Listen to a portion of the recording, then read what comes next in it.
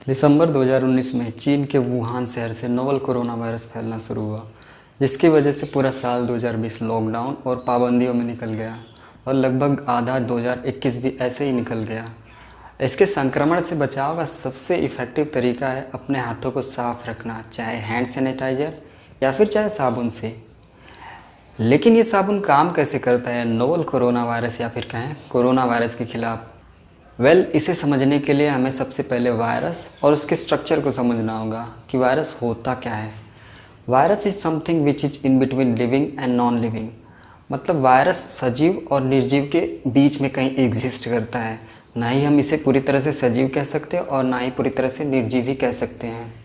वही इसके स्ट्रक्चर को देखें तो इसमें बस एक जेनेटिक मटेरियल होता है जिसके चारों तरफ फैट मॉलिक्यूल का डबल लेयर होता है, जिसमें कुछ प्रोटीन की कोटिंग या फिर कहें प्रोटीन के स्पाइक्स होते हैं। वायरस का जेनेटिक मटेरियल या तो आरएनए हो सकता है या डीएनए हो सकता है, दोनों नहीं हो सकते हैं। और नोवल कोरोना वायरस के केस में ये जेनेटिक मटेरियल आरएनए है। ये थी बात वायरस की। अब इसके स्ट्रक्चर को समझते हैं। इसके मेम्ब्रेन में जो फैट मॉलिक्यूल होते हैं उनका नेचर कुछ इस तरह से होता है कि इसका जो हेड होता है वो हाइड्रोफिलिक होता है, यानी पानी से आकर्षित होता है, और इसका जो टेल होता है वो हाइड्रोफोबिक होता है, यानी कि पानी से दूर भागता है। वायरस फॉर्मेशन में इन फैट मॉलिक्यूल का अरेंजमेंट कुछ इस तरह से होता है कि इनका जो हेड होता है वो बाहर की तरफ और टेल अंदर की तरफ। फैट मॉलिक्यूल के इस अरेंजमेंट में बहुत सारे वीक पॉइंट्स होते हैं और साबुन अपना काम यही से शुरू करता है। साबुन के मॉलिक्यूल जिन्हें हम एम्फीफाइल्स कहते हैं, इनका नेचर भी कुछ कुछ वायरस मेम्ब्रेन के फैट मॉलिक्यूल जैसा होता है। मतलब इनका भी हेड हाइड्रोफिलिक होता है और टेल हाइड्रोफोबिक होता है।